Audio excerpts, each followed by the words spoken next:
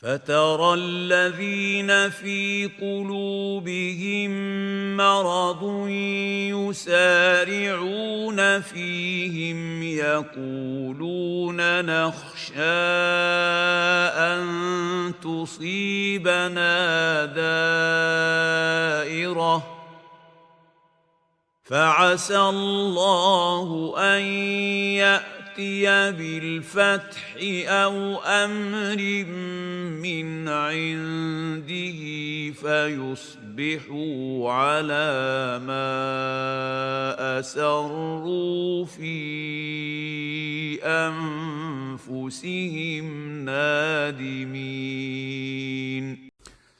بسم الله الرحمن الرحیم. درس اول شروع میکنیم از کتاب که شروع کرده بودیم به نام دلائل الدلائل فی حکم موالات اهل الاشراک.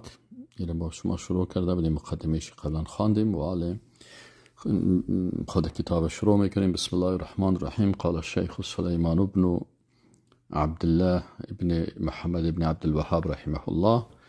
شیخ سلیمان ابن عبدالله میگه اعلم رحمك الله، علم حاصل بکن یا بفهم الله بالای تو رحم بکنه که ان الانسان اذا اظهر للمشركين الموافقة على دينهم خوفا منهم ومداراة لهم ومداهنة لدفع شرهم فإنه كافر مثلهم وإن كان يكره دينهم ويبغضهم ويحب الاسلام والمسلمين.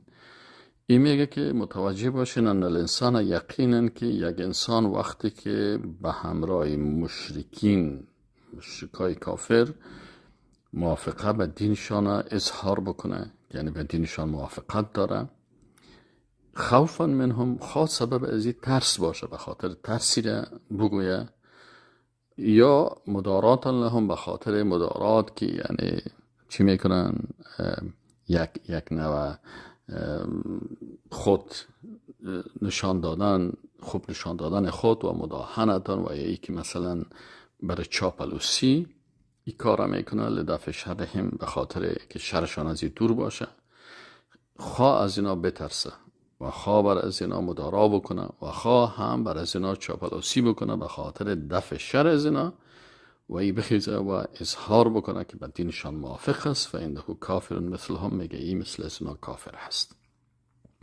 و این کان یکره دینهم، اگر چی که دینشان در دل خود بد ببینه و یبغضهم و اونا با اونا بغض داشته باشه و اسلام و مسلمان را هم دوست داشته باشه.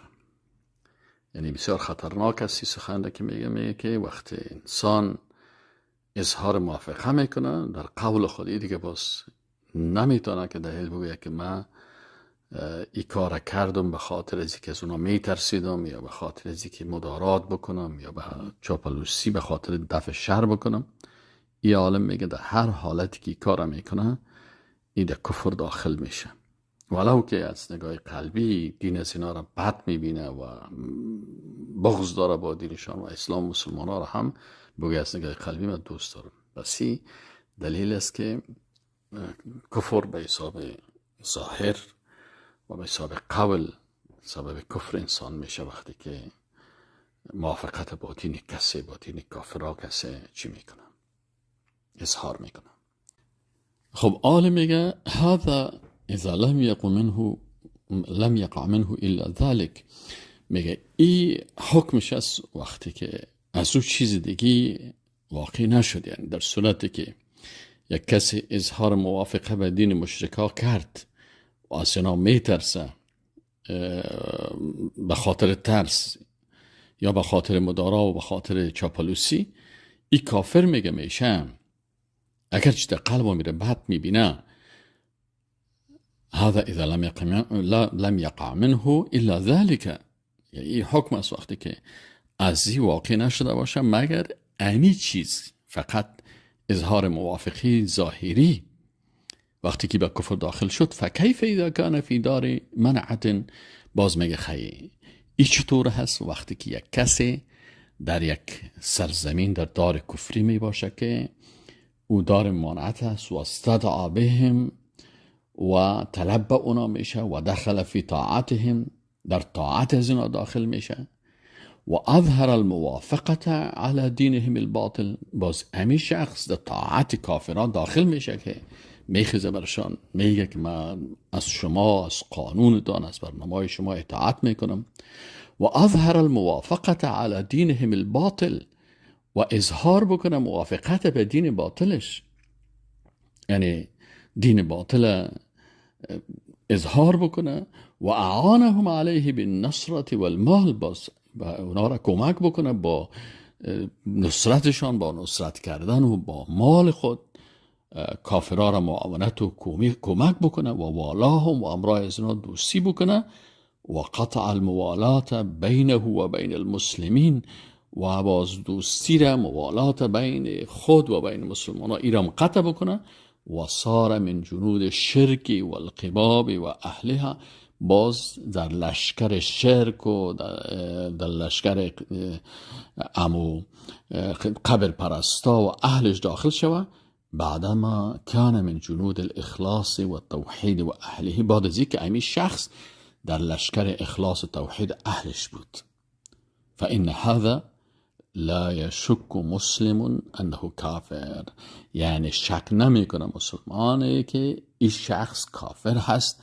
من اشد الناس عداوة لله و رسوله صلی الله علیه و سلم، از سرسخت‌ترین مردما از نگاه عداوت به الله و رسولش می باشه. خب اینجا یه عالم اول دو نقطه را بیان کرد. نقطه اولی را بیان کرد، گفت که شما ببینید که اگر یک نفر با امرای مشرکین موافقه به دینشان میکنه که من با دین شما موافقه دارم، خب چرا این گپ بر از اینا میگه و این موافقه خدا بر از اینا اعلان میکنه و میگه و میگه که در حالی که از اونا میترسه و مدارات میکنه و مداهنه و چاپلوسی میکنه به خاطر که شر از اونا از خود دور بکنه.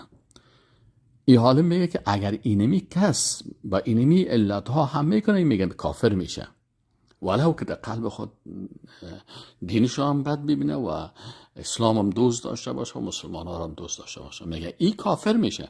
پس اینا رو شما چی فکر میکنین به کسی که او میایه در امت یک سرزمین کفریه که این زندگی میکنه که در اونجا این کس برای اسلام اجازه نمیده که کار بکنه، و باز پالویزی که در این سرزمین زندگی میکنه، باز ای چی میکنه؟ با اینا در طاعت از اینا داخل میشه، در دین از اینا را موافقه میکنه و اینا را کمک میکنه، به نصرت و مال کمکشان میکنه، با اینا موالات و دوستی میکنه و رابطه خود با مسلمان ها قطع میکنه و در لشکر از اینا داخل میشه. بعد از اینکه در لشکر توحید بود، یعنی انسان در شک نیست، به خاطر از اینکه ای آله 100% راضی شده و کسی دیگه که مثلا 50% ظاهرا آشکار میکرد و در باطن خود کفر بد میدید، ولی با وجود ازی به خاطر موافقت ای کافر شد. خب ای کسی که ظاهر و باطنش آله 100% است، خب در این میگه هیچ کس شک نمیکنه که انسان در کفر داخل میشه. ولا یستثنا من ذلك الا المکره، میگه استثناء در این وجود نداره، نمیگه وجود داره. استثناء در این نیست مگر به کسی که امی اظهار کفر خدا به اساس چی کرده باشه؟ به اساس اکراه. و هو الذی، خب مکره کی هست؟ یعنی کسی که بالایش فشار هست. خب این رو باید بفهمیم هر کسی دی داخل میشه، میگه کسی داخل میشه. و هو الذی یستولی علیه المشرکون، کسی است که بالای ازی مشرکین بالای ازی قدرت پیدا میکنن، ایره گیر میکنن. استیلا با معنای قبض کردن، گرفتن، قید کردن، حسیر ساختن، در زیر اسارت مشرکین قرار میگیره، در زیر ظلم مشرکین قرار میگیره. فیقولون له، بازی مشرکین برش میگه که اکفر، کافر شو، او افعل کذا، این فعل کفری را بکو، و الا فعلنا بک و قتلناک، در غیر اسو ما ایکی کار بر تو میکنیم و تو را میکشیم. یعنی حالی ای در حالت است که کار ده یا تفنگچه را در بالایش ماندن و سلاح را گرفتن و برش میگن که یا تو مثل عمار ابن یاسر یا ایک سخن کفری ده یا ای فعل کفری ده بکو، در غیر اسو ما تو را میکشیم.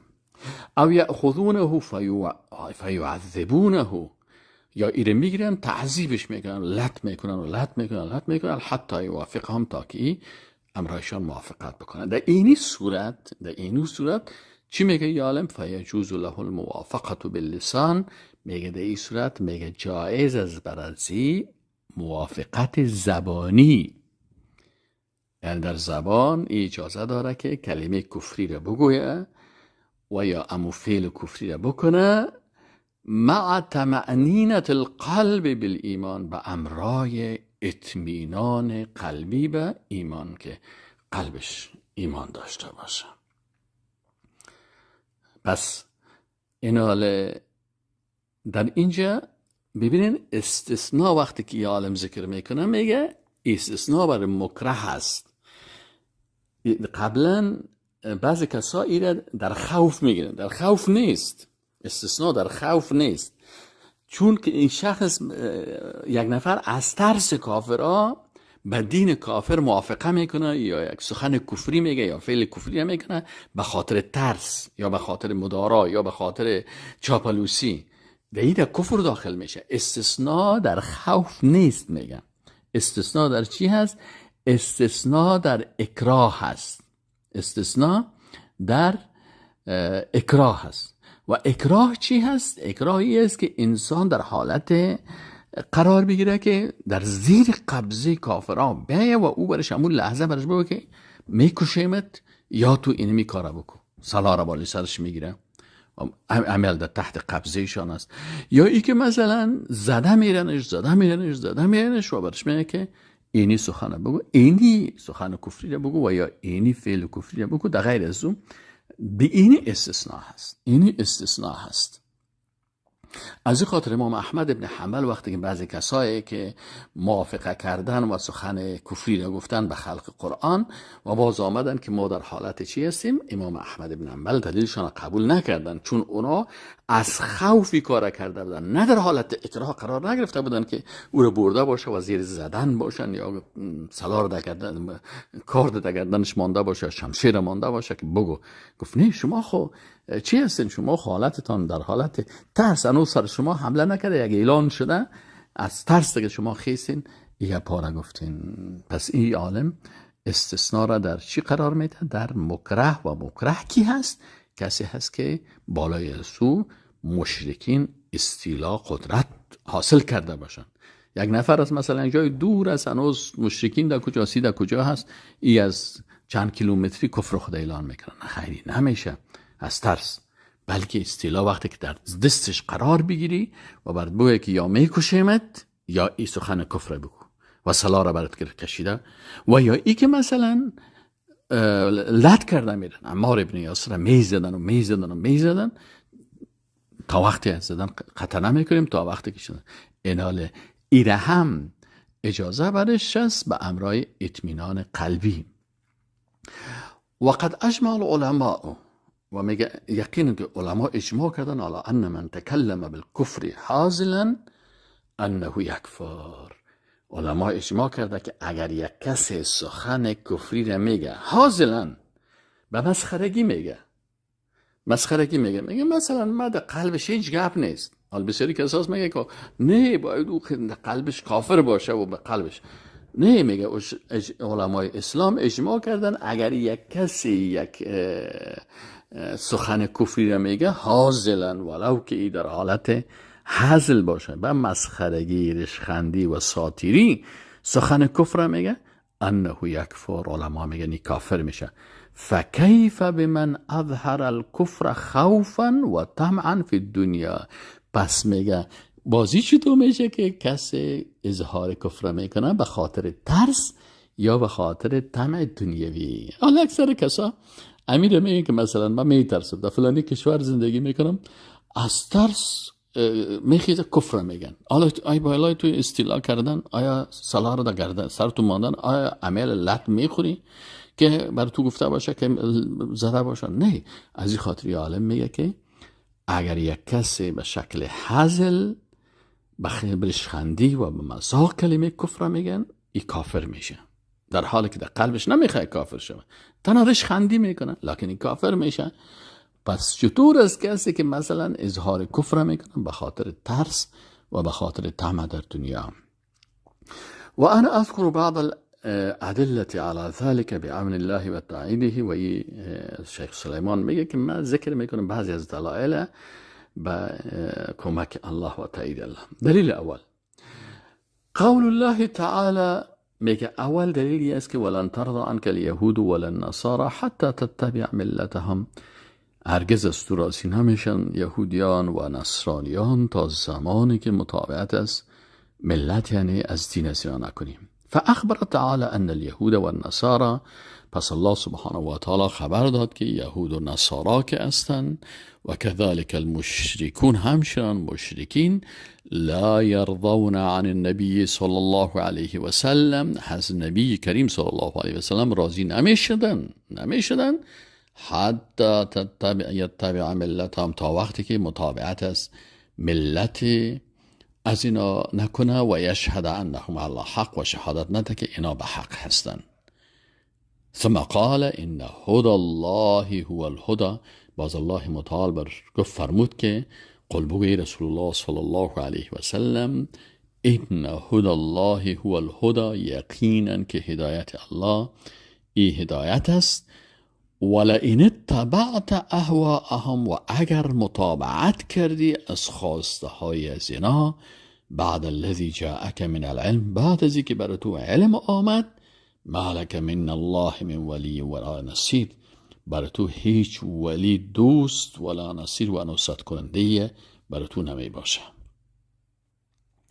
و فی الآیت الاخرى، و در آیت دیگه میگه که انک اذا لمن الظالمین، باز در این صورت تو در جمله ظالمین میشی. در سوره بقره آیت 145.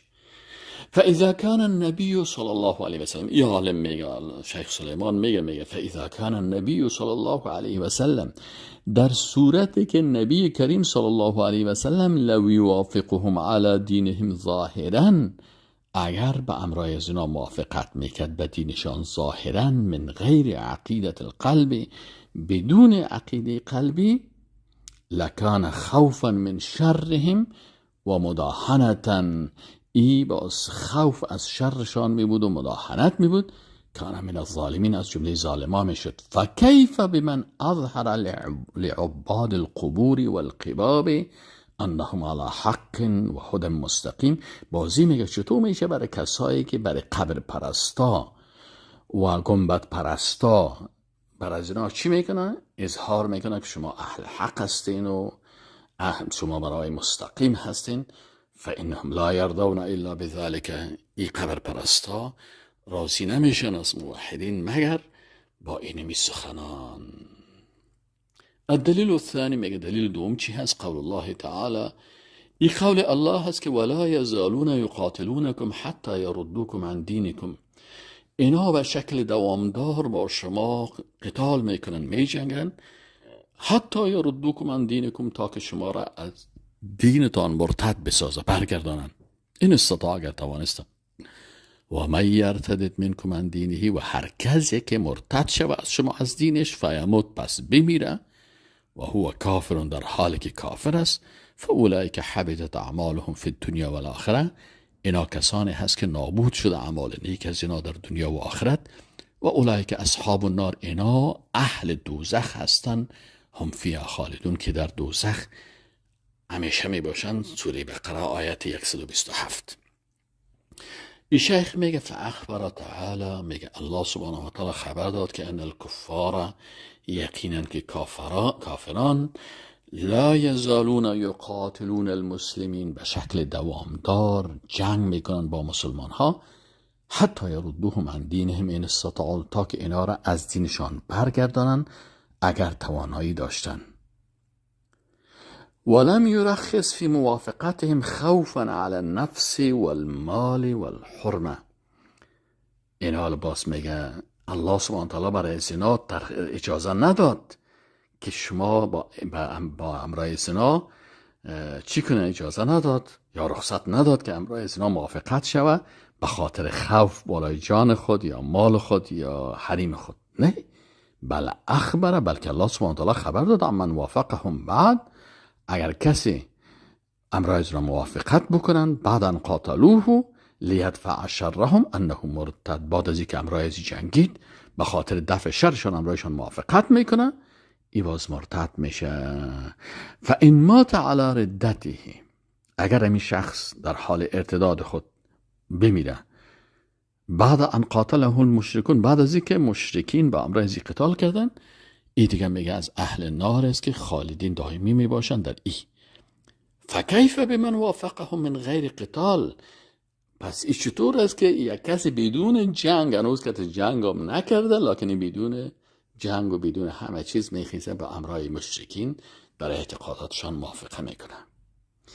فاذا كان من وافقهم بعد ان قاتلوه لا عذر له، وقتی که یک شخص بعد از اینکه امرای اینا جنگیدن با وجود ازی بر ازی عذر نیست، بعد از اینکه امرای جنگیدن و این امرایشان موافقه کرد برش عذر نیست، عرفت میگه خوب میفهمی که ان الذين یأتون الیهم، کسانی که پیش از اینا میاین و یسارعون فی الموافقه لهم من غیر خوف، بسیار سرعت میگرن بر موافقت به امرای از اینا بدون ترس و بدون قتال، انهم اولا بعدم العذر و انهم کفار مرتدون، که اینا در اولویت قرار بگیرن به عدم عذر و اینا در اولویت قرار بگیرن که اینا کافر مرتد هستن.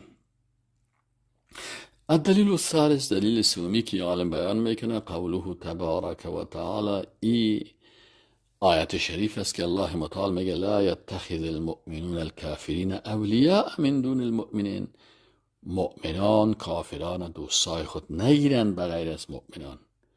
و من یفعل ذلك، و هر کسی که فعل بکنه، فلیس من الله فی شیء الا ان تتقوا منهم تقا، پس نیست از جانب الله در چیزه مگر که شما چی کنین؟ تقیه بکنین، خدا حفظ بکنین از شر از اینا. ای عالم میگه فنهى سبحانه المؤمنین عن اتخاذ الكافرین اولیاء و اصدقاء و اصحابا من دون المؤمنین. الله سبحانه و تعالی مؤمنین از گرفتن کافران که شما کافران رو یا دوست بگیرین یا صدیق و رفیقتان بگیرین یا اصحابتان بگیرین بغیر از مؤمنین، و ان كانوا خائفین منهم، اگرچه از اینا میترسن. و اخبر ان من فعل ذلك، و خبر داد که اگر کسی امی کار کرد به ترس اینا را دوست و رفیق خود ساخت، فلیس من الله فی شیء، پسی از جانب الله در چیز نیست. ای لا یکون من اولیاء الموعودین بالنجات فی الاخره، یا از جمله اولیاء اللهی که وعدت شدن به جنت به نجات در آخرت نیستن. الا ان تتقوا منهم تقا، میگه مگر ای که شما خود از شر از اونا نگاه بکنین، و هو ان یکون الانسان مقهورا معهم، میگه این در حالت است که انسان مقهورا معهم، در حالت چی باشه؟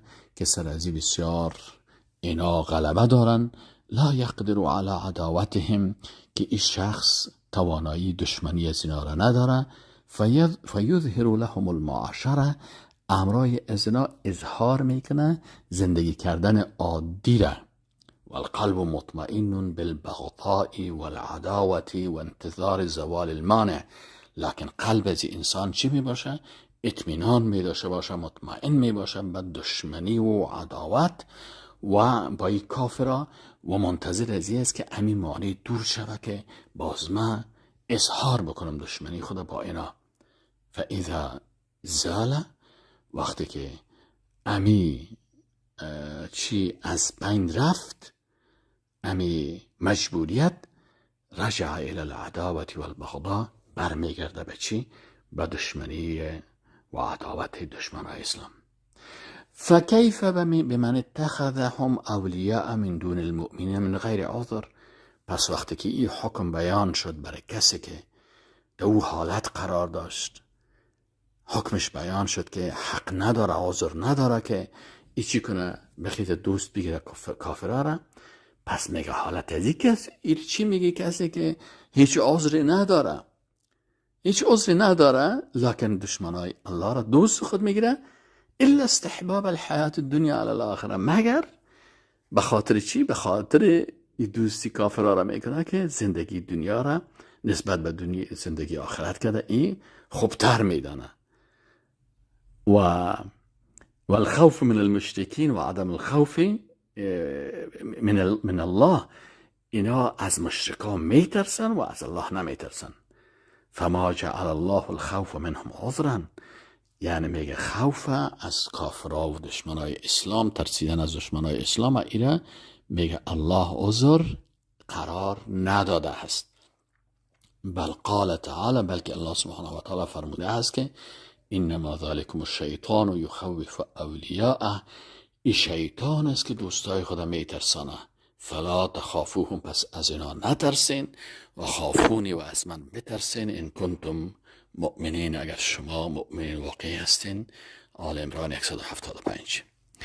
الدلیل الرابع، دلیل چهارمی که عالم ذکر میکنه، میگه قوله تعالی، میگه ای قول الله هست یا ایها الذین آمنوا، ای مؤمنان، ان تطیعوا فریقا، ان تطیعوا الذین کفروا، اگر شما اطاعت بکنین کسانی را که کافر شدن، یردوکم علی اعقابکم، شما را با پاشنها یا با بجلکهای پایتان، یعنی شما را به عقب میگردانن، فتنقلبوا خاسرین، با شما برمیگردین در حالی که شما بسیار نقص کردین. سوره آل عمران 149.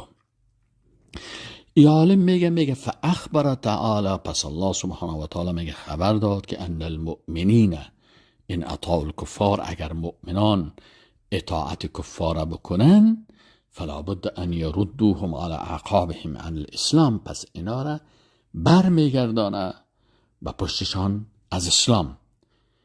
فانهم لا یقنعون منهم بدون الکفر، اینا قناعت نمیکنن، یعنی دشمنای اسلام از مسلمان ها بدون کفر چیز دیگه را قبول نمیکنن و قناعت نمیکنن. و اخبر، و میگه الله خبر داده که انهم ان فعلوا ذلك، اگر امی مسلمان ها امی کارا بکنن، صاروا من الخاسرین، از جمله خسران شدگان میشن در دنیا و آخرت. ولم یرخص فی موافقتهم و طاعتهم خوفا منهم، بر از اینا اجازه موافقت و طاعت به خاطر ترس از اونا داده نشده. یعنی ترس از کافرها دلیل شده نمیتونه که کسی به خاطر ترس موافقت با کافرها بکنه، این عذر شده نمیتونه. و هذا هو الواقع، این میگه واقعیت است. ببینید فانهم لا یقتنعون ممن وافقهم الا بشهادت انهم على حق، میگه اونا قناعت نمیکنه امرای کسانی که، حالا شما میگه ببینید اینا قناعت نمیکنن از کسانی که امرای اسلام موافقت کردن،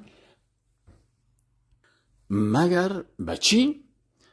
مگر به شهادت انهم على حق، مگر کمی شهادت بده که اینا به حق هستن. برشان بویه که شما کافرها، شما مشرکین به حق هستین. و اظهار العداوت و البغضاء المسلمین، و اظهار بکنن عداوت و دشمنی را به مسلمان ها و قتل ید منهم، و برشان بگه که ما با امرای سنا هیچ همکاری نمیکنیم.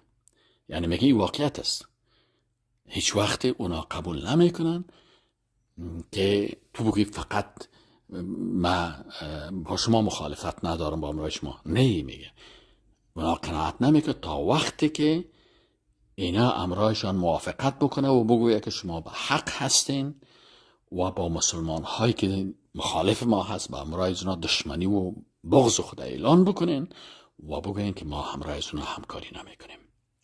ثم قال بل الله مولاکم و هو خیر الناصرین، آل عمران 150. بلکه الله مولای شماست و هو خیر الناصرین، بهترین کمک کننده هست. ففی ولایته و طاعته غنیت و کفایت عن طاعت الکفار، پس در ولایت و طاعت الله غنا هست و کفایت هست از اطاعت کافران، شما نیاز به طاعت کافران. فیا حسرة على العباد الذين عرفوا التوحید و نشأوا فيه و دانوا به في زماننا، پس میگه وا چه حسرت است به او بنده هایی که توحید فهمیدن و در توحید نشأت کردن و با توحید یعنی متدین بودن یک زمان.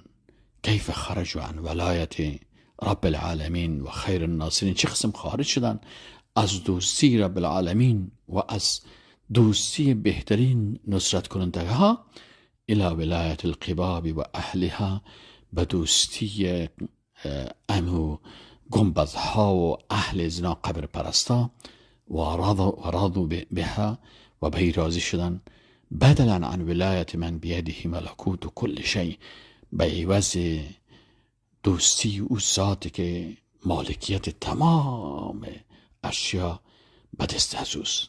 بئس للظالمین بدلا، بسیار زشت است برای ظالمین.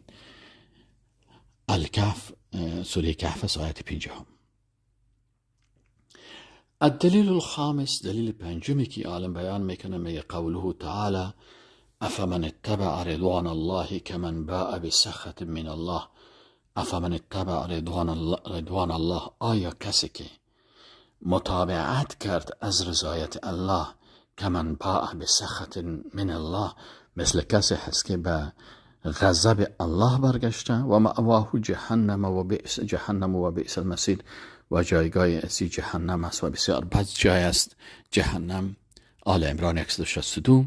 فاخبر تعالی، میگه ای عالم میگه که شیخ سلیمان میگه که فاخبر تعالی، الله سبحانه و تعالی خبر داده که انه لا یستوی من اتبع رضوان الله، مساوی نیست کسی که متابعت از رضایت الله میکنه و من اتبع ما یسخطه، و کسی که متابعت از چیزی میکنه که الله را غضبناک میسازه و جایگاهش دوزخ میباشه در روز قیامت.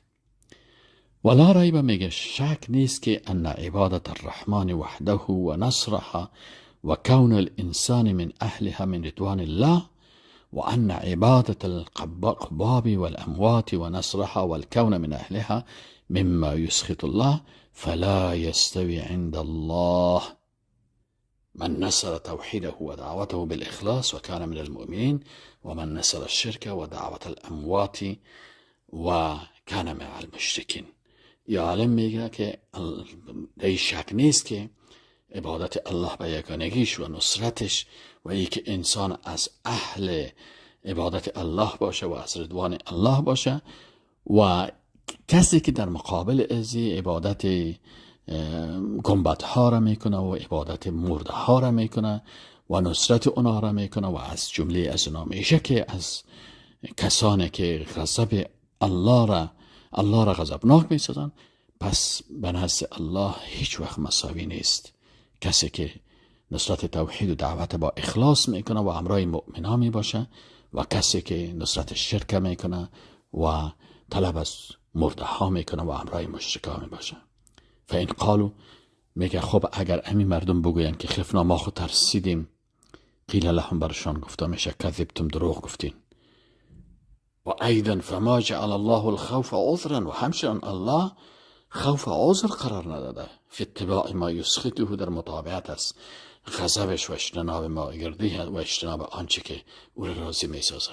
الله خوف و ترس عذر قرار نداده، اکراه عذر قرار داده. شما در اکراه قرار نگرفتین که باری سرتان شمشیر باشه یا تفنگچه باشه یا مرمی باشه در کلید کس میزنه و یا یکی لطت میکنه، تنها به خاطر خوف و ترس عادی. و کثیر من اهل الباطل انما یترکون الحق خوفا من زوال دنیا، هم بسیاری از اهل باطل اینا چی میکنن؟ ترک میکنن حق به خاطر که همین دنیایشان از دستشان نره. و الا وگرنه فهم یعرفون الحق و یعتقدونه، اینا حق میفهمن و به او حق اعتقاد دارن، ولم یکونوا بذلك مسلمین، و با این مسلمان نشدن. الدلیل السادس، دلیل ششم که از قوله تعالی، ای قول الله هست ان الذين توفاهم الملائکه ظالمی انفسهم، یقینا کسانی را که الله اونا را یقینا کسانی را که ملائکه ها قبض رو میکنن به حکم الله سبحانه و تعالی، ظالمی انفسهم، که ای اشخاص بالای نفس خود ظلم کردن. قالوا، ملائکه برشان میگن که فیما کنتم، شما در کدام حالت قرار داشتین؟ قالوا، اینا میگن که کنا مستضعفین، ما بسیار ضعیف بودیم فی الارض، در زمین. قالوا، ملائکه برشان میگن که الم تکن ارض الله واسعه، آیا زمین الله وسیع نبود فتهاجروا فیها، که شما هجرت میکردین در زمین الله؟ فاولئک مأواهم جهنم، اینا جایگاهشان جهنم است و ساعت مسیره، بسیار مسیر زشت است. سوره نساء آیت 97. ای فی ای فریق کنتم، یعنی ملائکه از اینا پرسان میکنه که شما در کدام فرقه بودین؟ افی فریق المسلمین ام فی فریق المشرکین، در فرقه مسلمان ها بودین یا مشرکا؟ فاعتذروا عن کونهم لیسوا فی فریق المسلمین، اینا عذر پیش میکنن که ما در بین جماعت مسلمان ها نبودیم، بالاستضعاف، به خاطر که ما ضعیف بودیم. فلم تعذرهم الملائکه، ملائکه اینا را محذور قرار نداد و برشان گفت الم تکن ارض الله واسعه فتهاجروا فیها فاولئک مأواهم جهنم و ساعت مسیره. ولا یشک عاقل، میگه هیچ عاقل شک نمیکنه که ان اهل البلدان الذين خرجوا عن المسلمین، ساکنین کشورهایی که اینا از مسلمان ها دور شدن و صاروا مع المشرکین، با همراه مشرکا یک جای شدن، و فی فریقهم، در فرقیشان یک جای شدن، و جماعتهم، در جماعت مشرکین یک جای شدن، اعظم ممن ترک الهجرة، ای بسیار سخت‌تر است از کسی که ترک بکنه هجرت را، مشحة بوطنه و اهله و ماله، به خاطر چی؟ شح، بخیلی وطنش، اهلش، مالش. هذا مع ان الآیه نزلت فی اناس من اهل مکه، با وجود از اینکه ای آیات قرآن درباره اهل مکه نازل شدن، اسلم و مسلمان شدن، و حبسوا عن الهجره، اینا منع شدن از هجرت کردن، یعنی حبس شدن از هجرت. فلما خرج المشركون الى البدر، وقتی که مشرکین به بدر برآمدن، اکرهوهم علی الخروج معهم، اینا را مجبور ساختن به چی؟ به خارج شدن، که همراهشان براین. فخرجوا خائفین، اینا همراه از اینا در حالت ترس برآمدن. فقتلهم المسلمون یوم بدر، مسلمان ها با همراه از اینا را مسلمان ها در روز بدر کشتن. فلما علموا بقتلهم تأسفوا، وقتی که به قتل از اینا خبر شدن تأسف کردن. و قالوا قتلنا اخواننا، گفتن که ما برادرای خود کشتیم. فانزل الله فیهم هذه الآیه، الله آیت نازل کرد.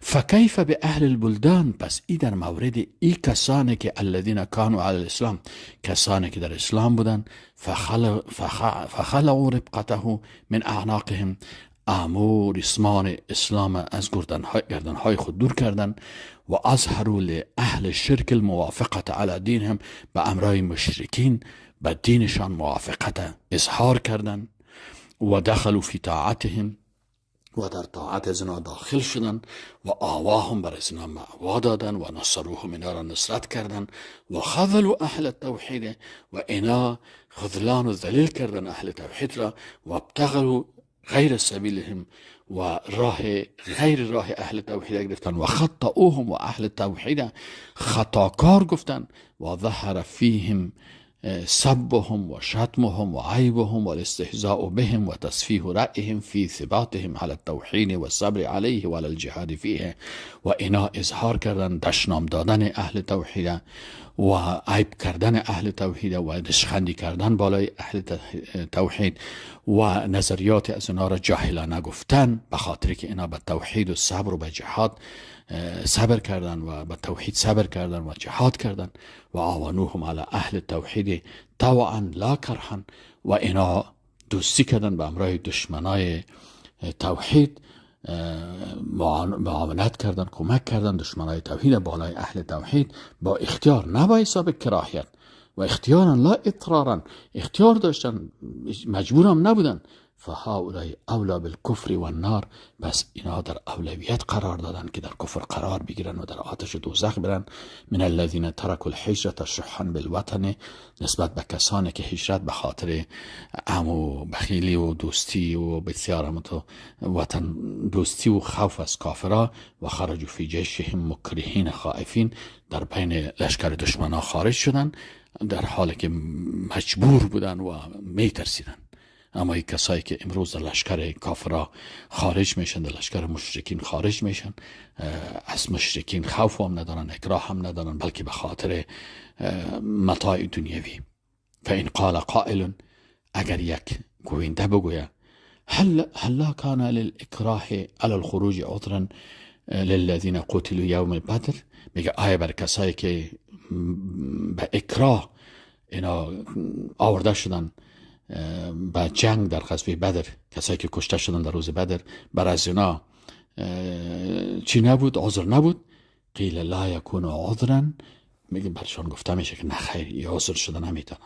لانهم فی اول الامر لم یکونوا معذورین، چرا که اینا در اول امر معذور نبودن.